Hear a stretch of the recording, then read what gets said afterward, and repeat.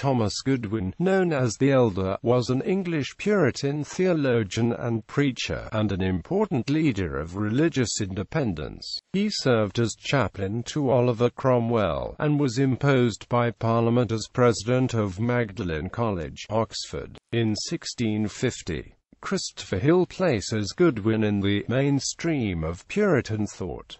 Early life. He studied at Cambridge from August 1613. He was an undergraduate of Christ's College, Cambridge, graduating with a BA in 1616. In 1619 he removed to Catherine Hall, where in 1620 he was elected Fellow. At this time he was influenced by John Rogers of Dedham. Goodwin rode 35 miles from Cambridge to Dedham to hear this Puritan preacher. In 1625 he was licensed a preacher of the university, and 3 years afterwards he became lecturer of Trinity Church, successor to John Preston, to the vicarage of which he was presented by the king in 1632. Dissenter. Worried by his bishop, who was his zealous adherent of William Laud, he resigned all his preferments and left the university in 1634. He became a Congregationalist. He lived for some time in London, where 1638 he married the daughter of an alderman.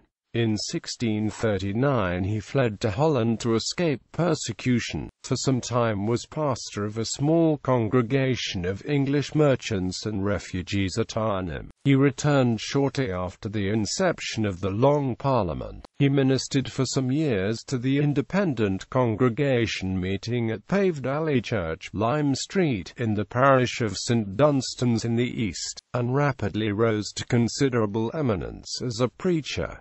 Puritan leader. In 1643 he was chosen a member of the Westminster Assembly, and at once identified himself with the Independent Party, generally referred to in contemporary documents as the Dissenting Brethren, and was one of the authors of an apologetical narration. He frequently preached by appointment before the Commons, and in January 1650 his talents and learning were rewarded by the House with the Presidency of Magdalen College, Oxford, a post which he held until the Restoration of 1660. He was chaplain to Oliver Cromwell from 1656.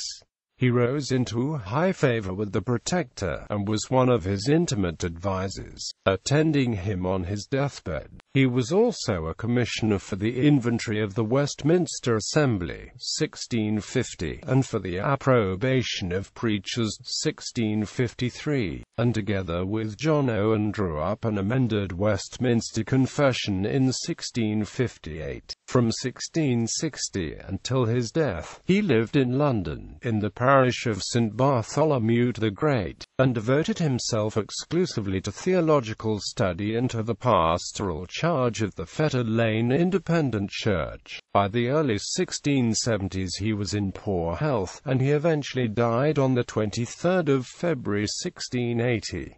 He was buried in Bunhill Fields burial ground. The Latin epitaph for his tomb, composed by Thomas Gilbert, was censored. The works published by Goodwin during his lifetime consist chiefly of sermons printed by order of the House of Commons. He was also associated with Philip Nye and others in the preparation of the apologetical narration. 5 volumes of his sermons and other works were published from 1682 to 1704. They have been reprinted at least 47 times. His collected writings, which include expositions of the Epistle to the Ephesians and of the Apocalypse, were published in 5 folio volumes between 1681 and 1704, and were reprinted in 12 8vo volumes. They are characterized by abundant yet one-sided reading, depth with narrowness of their observation and spiritual experience. They are thorough but prolix.